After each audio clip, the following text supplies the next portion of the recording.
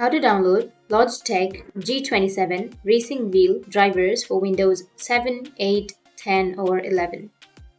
So if you want to download the Logitech G27 racing wheel drivers, then what you can do is first you can open up your browser.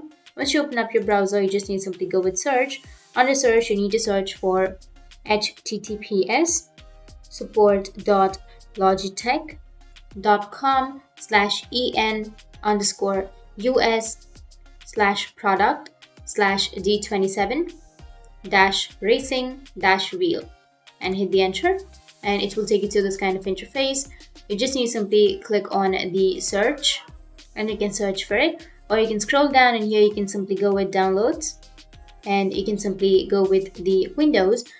If it is not available for Windows 11, you can simply go with Windows 10 and you can simply choose the bit value. You can choose 64 or 32 and then go with download now and it will start downloading.